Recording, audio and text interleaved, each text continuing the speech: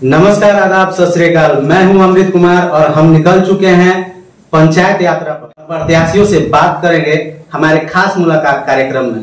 तो सबसे पहले हम आए हैं हुसैनाबाद प्रखंड क्षेत्र के बेनीकला पंचायत से मुखिया प्रत्याशी रविरंजन कुमार सिंह जी के पास।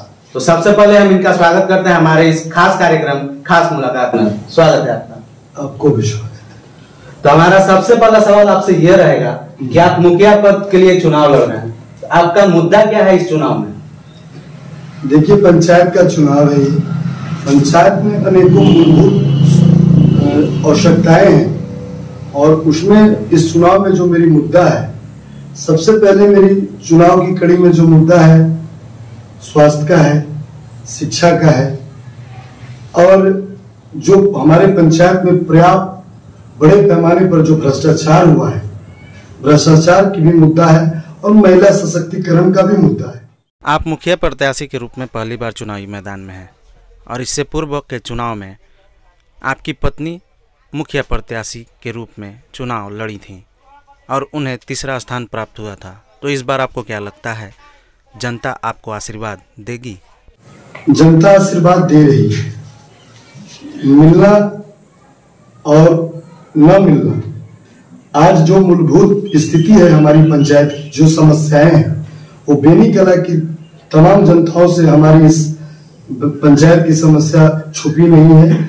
और रही बात कि मैं तीसरे स्थान पर था, जनता जरूर हमसे प्यार करती थी, लेकिन इससे पूर्व में जो चुनाव 2000 से अपनी पत्नी को लड़ा, चूंकि महिला सीट थी हमारे, रीजन भी था चूंकि महिलाएं बहुत तरह की बात थी, तो उस समय हमारी पत्नी महिला सीट से लड़ी थी बेनीकला से, हमारे पक्ष में चुनाव नहीं रहा। मैं रविरंजन सच में उस दिन लड़ता तो जो मैंने आपको कहा कि आप जो तीसरे स्थान पर थे, लेकिन आज भी रविरंजन को चाहने वाले बेनीकला पंचायत में कमी नहीं है और आज भी जनता मुझे उतना ही प्यार करती है जितना पंचायत समिति में प्यार करती थी। इस मुखिया पद से चुनाव लड़ने से पहले, इससे पहले आप पंचायत समिति भी रह चुके हैं जी। तो आप पंचायत समिति रह करके भी जी आप तो जनता की सेवा कर रहे थे जी। तो ऐसा आपको क्या लगा कि मैं मुखिया पद से चुनाव लड़ूंगा और अगर मुखिया बन गया तो मैं क्षेत्र के लिए क्या कर सकता हूँ? देखिए, सरकार 2010 में 32 साल बाद चुनाव की घोषणा की थी और 32 साल बाद 2010 में पंचायत का चुनाव हुआ झारखंड में। उपापों में चुनाव हुए, सरकार की भी उदासीनता थी, जनप्रतिनिधि भी उत्सुक थे लेकिन उदासीन थे। जो सरकार की योजनाएं पंचायत तक भेजी गई, उस योजना के हिसाब से लोग पंचायत में लगे और पंचायत में मैंने पंचायत समिति रहते हुए ये सर्वविदित है, ये जानने का चीज है। मैं बनावटी बात नहीं आपसे करूंगा, आप इस चैनल के माध्यम से या आप और भी ब्लॉक है हमारा प्रखंड है, उसमें भी आप पता करेंगे तो कोई कह सकता है, आपको भली बात ही कहेगा कि जो बेनीकला पंचायत का पंचायत समिति है वो शायद 22 पंचायत में कोई पंचायत समिति नहीं। मैं इसका आज भी उसको क्या बोला जा सकता है, मैं गारंटी देता हूँ इस बात का। लेकिन जो समस्याएं थी शुरू बार में इसी पंचायत में पंचायत समिति रहते हुए मैंने 700 पेंशन कराया था जो निस्वार्थ थे। आज भी पंचायत की लोग जिनको मैं, जो वृद्ध लोग हैं, जो विधवा लोग हैं, आज भी हमारे यहाँ सर्वविदित है, आज विद्यमान है, वो भी कर सकते हैं। लेकिन कोई ये नहीं कर सकता है कि एक पंचायत समिति हम लोगों से एक पैसा लेकर के या भ्रष्टाचार करके कोई मेरा काम किया। थोड़ी कसक रह गई थी। कसक किस बात की रह गई थी कि नया पंचायत का चुनाव हुआ था, सेवा करने की भावना ज्यादा थी, लेकिन सेवा एक समिति के तौर पे मैं नहीं कर पाया। और सबसे बड़ी मूलभूत उसी दिन से विचार भी आया कि मैं अगर इस पंचायत का मुखिया हूं तो इससे कहीं बढ़ चढ़ करके, चूंकि पंचायत में समस्याएं अनेक हैं, उसका निष्पादन के लिए इच्छा शक्ति की भी जरूरत है और उस इच्छा शक्ति में मैं हमेशा चाहा कि नहीं, इस पद से इस पंचायत का कल्याण नहीं हो सकता। लेकिन इससे पूर्व में जो चुनाव 2010 में लड़ा था, 10 के चुनाव के उपरांत जो जनता ने हमें सम्मान दिया था, उस सम्मान के मद्देनजर रखते हुए हमें लगा कि जो मेरी थोड़ी बहुत कसक बाकी है, जो लोगों को सुविधा होनी चाहिए, जो लोगों को विकास होनी चाहिए, मैं शायद पंचायत समिति के सीट पर न रहकर करूं, तो लगा ऐसा मुझे, और ये मुझे हमेशा प्रतीत होता रहा कि चलो इसमें इतना सेवा दिया है, अगर मैं काम करूं, अगर इस पद को बदल दूं और मुखिया से अगर अपने पंचायत की सेवा करूं, तो शायद जो कसक बाकी रह गई थी, लोगों को जो सुधार की व्यवस्था की बाकी रह गई थी, वो शायद सफल होती। लेकिन जनता ने जो मुझे अपना आशीर्वाद देकर के मुझे संवारा और तीसरे नंबर पर दिया, उसके लिए भी उनको मैं कोटि कोटि धन्यवाद देता हूँ। हो सकता है बेनीकला की जनता मुझे उस टाइम उस काबिल नहीं समझी। आप अपने पंचायत चुनाव को लेकर विभिन्न गांवों में लोगों से जनसंपर्क अभियान कर रहे हैं, तो जनता की ऐसी क्या समस्याएं आपके सामने आ रही है? आज 12 साल लगभग हो चुके हैं।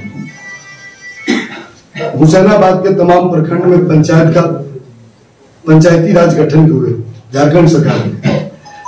समस्याएं अनेक हैं और समस्याओं के निष्पादन के लिए जो जनता आज सवाल उठाती है कि आज 7 साल का मुखिया का वर्चस्व रहा, न हमारे यहाँ शिक्षा है, न हमारे यहाँ चिकित्सा है, हमारे यहाँ बगल में उप स्वास्थ्य केंद्र भी है, और मुझे बड़ी दुख के साथ कहना पड़ रहा है कि जिस पंचायत की महिला मुखिया हो और उस पंचायत में महिला सशक्तिकरण की बात न हो, मुझे मन इतनी बड़ी दुख है।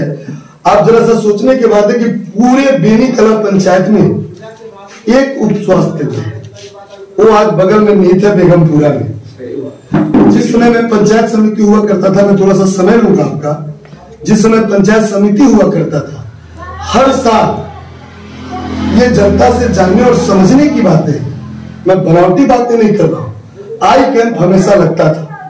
और हमारे इस सुदूरवर्ती क्षेत्र में जितने भी लोग हैं जिनको आंख की प्रॉब्लम हुआ करती थी, लगभग 100 लोगों का हर साल फरवरी के महीने में यहाँ आई कैंप लगा करके अपने उप स्वास्थ्य केंद्र में लोगों को राहत दी जाती थी।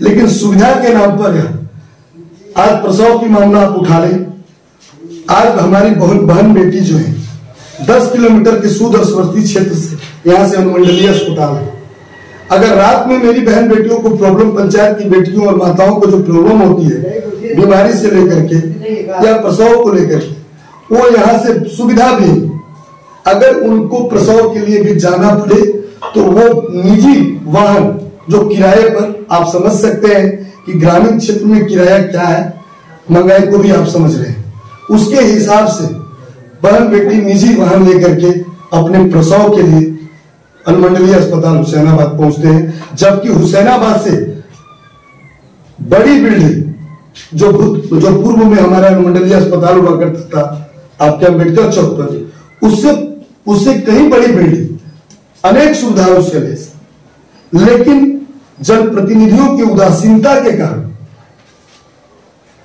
आज वह विराट पड़ा हुआ है।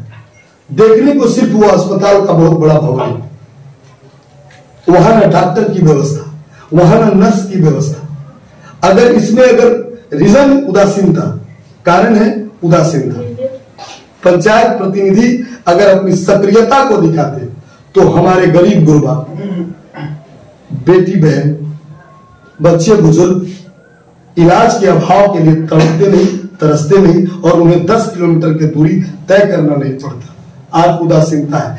और सबसे बड़ी बात मैं महिलाओं के लिए कहूंगा, बड़ी दुर्भाग्य की बात है, मैं फिर कह रहा हूं और फिर दोहरा रहा हूं, जिस बेनीकला पंचायत की मुखिया महिला हो, आज हमारे यहाँ बेटियां जो है, आज हमारे यहाँ बहू जो है, आज अपनी सुविधाओं से, चूंकि सामने दिखा महत्वाकांक्षी योजना भारत सरकार की थी, स्वच्छ भारत अभियान, यह सर्वविदित है, पूरा देश जानता है। और मैं इस चैनल के माध्यम से यही कहूंगा कि जो हमारे पंचायत में शौचालय, चूंकि ये बेटी बहन का चीज है, आज सरकार की महत्वाकांक्षी योजना चली कि ये मेरी प्रोत्साहन राशि लो और आप अपने घर में शौचालय का निर्माण कराओ, ताकि बहन बेटी बाहर न जाए। और स्वास्थ्य से जुड़ा हुआ चीज जिसको कहते हैं कि आप अगर बाहर में गंदगी करोगे तो आप बीमारी से गिरोगे, उस व्यवस्था को सुदृढ़ करने के लिए सरकार ने व्यवस्था कराई। लेकिन इसी पंचायत की महिला मुखिया और उनके पति जो 7 साल तक बेनी कला का प्रतिनिधित्व नहीं किए, सिर्फ और सिर्फ दलाली की, और दलाली के चक्कर में 25 लाख का गमन सिर्फ और सिर्फ बेनी कला पंचायत में 25 लाख का गमन शौचालय निर्माण से हुआ। तो ये महिला सशक्तिकरण भी नहीं हो पाया। आज बहुत गंभीर बीमारियों से ग्रसित वैसी महिलाएं जो गांव में रहती हैं, समझ नहीं पाती है कि मैं कौन सी काम करूं या कौन सा ऐसा विचार को प्रकट करूं कि हमारा व्यवस्था सुदृढ़ हो और हमारे कल्याण में। यानी कि लगभग 1800 से 1500 महिलाएं आज सुविधा विहीन रही और सुविधा से वंचित रही। आपको क्या लगता है बेनी कला पंचायत में ऐसा क्या करने की दरकार है जिससे इस बेनी कला पंचायत की प्रखंड में एक अलग पहचान बने? लोगों ने जिस तरीके से मुझ पर विश्वास और भरोसा किया था, मैं उस छोटे से पद पे रख करके जो सम्मान जनताओं को दिया था, आज जनताओं के बीच मेरी सर्वविदित है और जनता इस भावना को समझती है।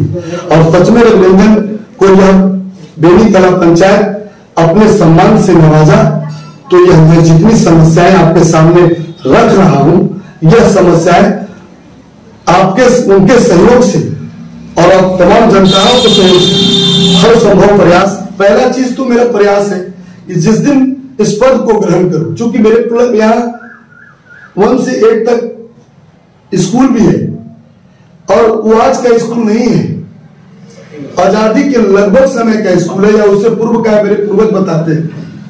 अब उस दिन का स्कूल आज भी हाई स्कूल 10+2 नहीं हुआ और 10+2 नहीं होने के कारण आज भी हमारे यहाँ की बेटी बहन सुदर्शवर्ती क्षेत्र से होकर के अनुमंडलीय हुसैनाबाद के अनुमंडल में जाते हैं अपनी शिक्षा दीक्षा ग्रहण करने। ये चीज होता है तो सबसे मेरी पहली प्राथमिकता होगी शिक्षा को लेकर के। जो मैं आपसे ये बात कर रहा हूं कि अगर जनता ने सम्मान दिया तो मैं यहाँ पे जरूर हाई स्कूल का निर्माण कराने के लिए लोगों को अग्रसर, जो वरीय लोग हैं, मैं उनसे अग्रसरता के साथ कहूंगा कि आप मेरे यहाँ एक हाई स्कूल का निर्माण कराइए। शिक्षा का जो व्यवस्था चरमरा गई है मैं उसको सुदृढ़ कराऊंगा। जो व्यवस्थाएं रहा बात गरीब, आज जो व्यवस्था, जो आप मुद्दे की बात कर रहे हैं, व्यवस्था की बात कर रहे हैं, मेरी सबसे प्राथमिकता में है कि मैं चाहता हूं गरीब, मेरी पंचायत काफी गरीब गुरबा लोग इस पंचायत में विराजते हैं, काफी छोटे छोटे जातियों का यह पंचायत है।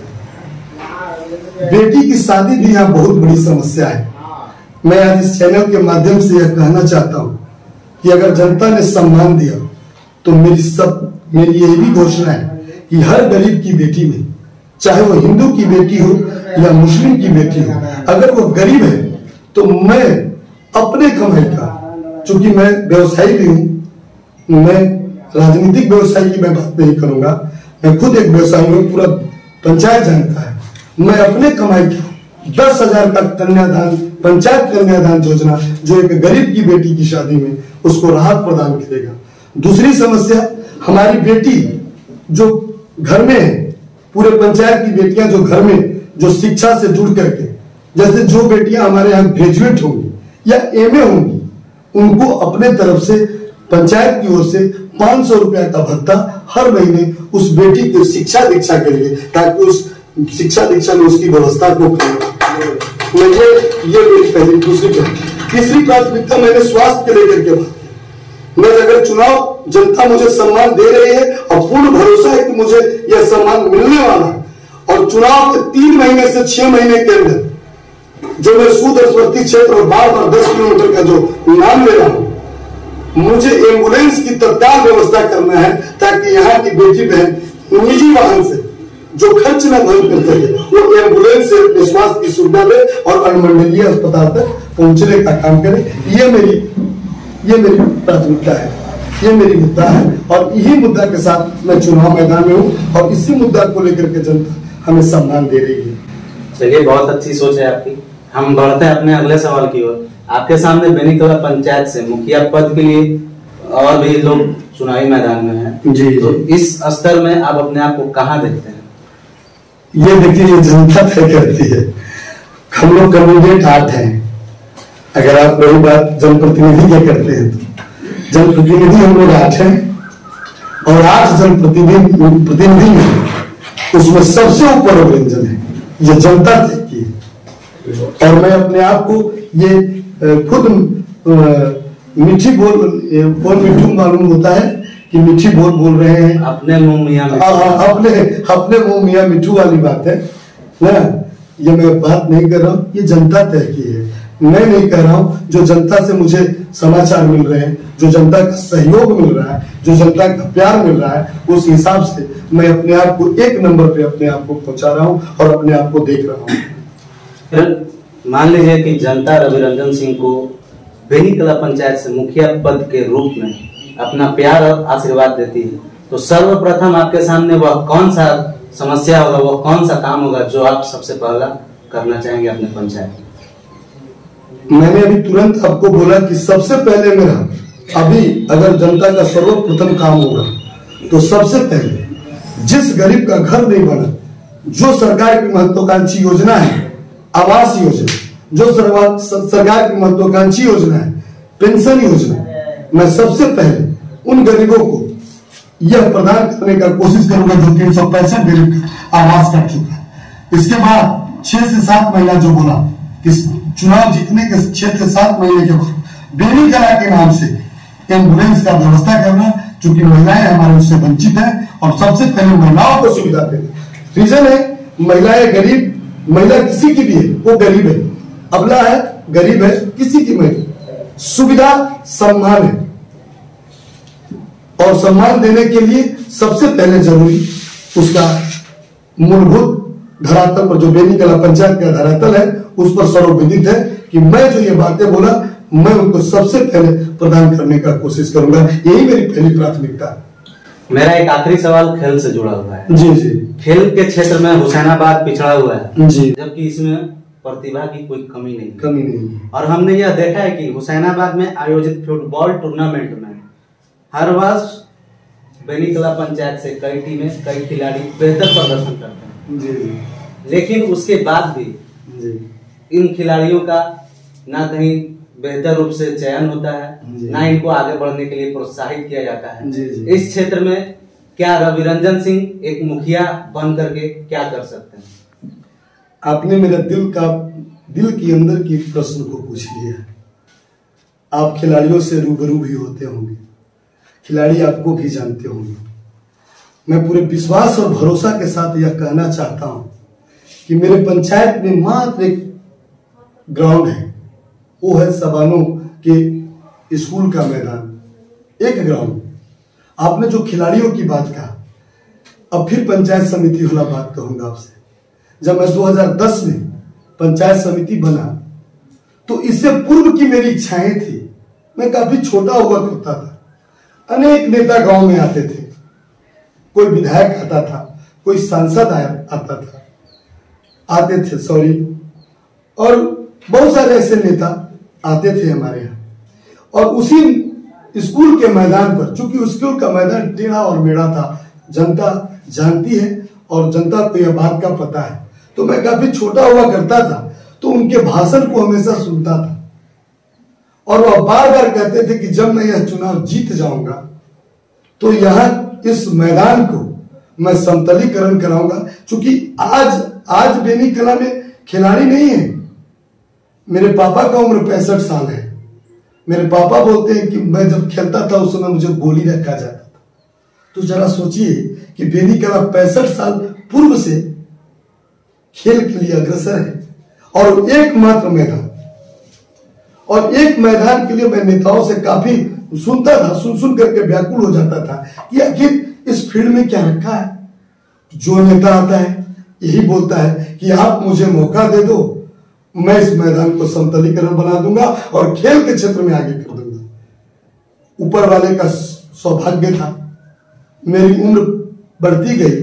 24 साल का जिस दिन था उस दिन मैं पंचायत समिति से चुनाव लड़ा प्रथम बार और जनता ने मुझे सम्मान दिया और मैं चुन करके ब्लॉक पहुंचा।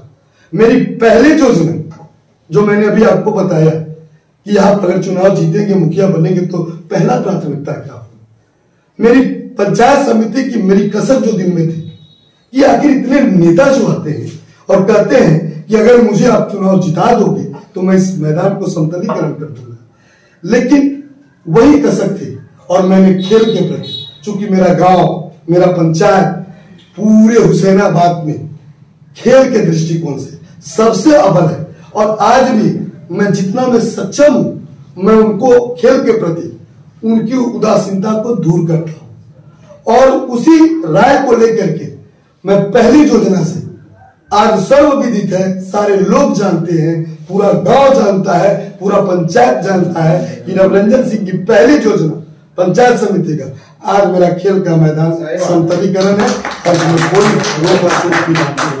ये मेरी पहली प्राथमिकता है। और जो मेरे से बनता है, जैसे उदासीनता, हमारे यहाँ के बच्चे उदासीन होते हैं, लगता है। अभी देखिए सरकार ने खेल के प्रति बच्चों को उस्काया, झारखंड गवर्नमेंट उनको प्रलोभन दिया, ब्लॉक लेवल पर खेल खेलवाया कि आप खेल से जुड़ो, खेलो झारखंड से जुड़ो और खेल के दुनिया में अपनी लाइफ सेटल करो। लेकिन आज जो जनप्रतिनिधि मैंने जिसका जिक्र किया, वो जनप्रतिनिधि सिर्फ और सिर्फ भ्रष्टाचारी में लिप्त रहे और 7 साल उन्होंने सिर्फ और सिर्फ भ्रष्टाचार किया। और वो सर्वविदित है, पूरा पंचायत जानता है, सिर्फ और सिर्फ भ्रष्टाचार किए। और मैं बच्चों को आश्वासन देता हूं इस चैनल के माध्यम से कि वह तेरा दिन दूर नहीं है, वह तेरा दिन दूर नहीं है। मेरे पैरों में घुंघरू बांध तो फिर मेरी चाल देख ले, मैं यही कहूंगा। मतलब आप हर संभव प्रयास करेंगे ताकि इस क्षेत्र के खिलाड़ी बेहतर और बाहर जाते थे और बेहतर कर सके। मेरे खिलाड़ी भी जानते हैं और इस रविरंजन से उन खिलाड़ी को भी विश्वास और भरोसा है कि अगर मेरा प्रतिनिधित्व करेगा या किसी भी क्षेत्र का प्रतिनिधित्व करेगा तो किसी भी क्षेत्र में यह बंदा कमजोर नहीं साबित होगा, क्योंकि उनके मन में जो विश्वास और दिल में जो अरमान है, मैं उसको अपने सराखों पे रख करके ये विश्वास के साथ आपको यह बता रहा हूँ। जनता से आपकी कोई अपील? जनता से अपील है मुझे, मैं अपनी जनता, बेनीकला की जनता से यह अपील करता हूँ कि आपका रविरंजन जो है चुनावी समर में है, और जो आप प्यार और दुलार दे रहे हैं, बढ़ चढ़ करके प्रचंड मात्रा में यह प्यार को दे। और जितनी भी आपकी इच्छा अंदर की भावना है, यह रविरंजन को मरना कबूल है, लेकिन आपकी आवश्यकताओं को पीछे करना कबूल नहीं है। मैं यही जनता से आशा और विश्वास करूंगा कि भरपूर रविरंजन का 14 तारीख को बढ़ चढ़ करके, चूंकि पंचायत का यह चुनाव है, पंचायत चुनाव में बढ़ चढ़ करके मैं जनता को यह कहूंगा कि आप आए और आकर के 14 तारीख को पंचायत चुनाव, त्रिस्तरीय पंचायत चुनाव में बढ़ चढ़ करके भाग ले और अपने रविरंजन को विजय बनाने का पूर्ण संकल्प ले। और आपका रविरंजन आपके साथ कदम से कदम मिला करके चलने को तैयार।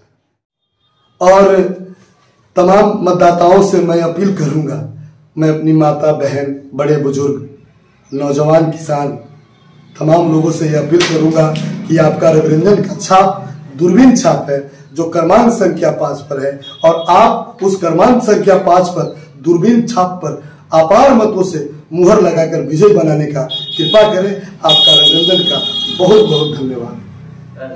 तो अभी के लिए बस इतना ही। आप बने रहें लगातार पलामू टुडे के साथ, हम बनेंगे आपकी आवाज। लगातार आपको हम ऐसे ही आपके प्रत्याशियों से रूबरू कराते रहेंगे। आप देखते रहें हमारा खास कार्यक्रम, खास मुलाकात, पंचायत यात्रा हुसैनाबाद।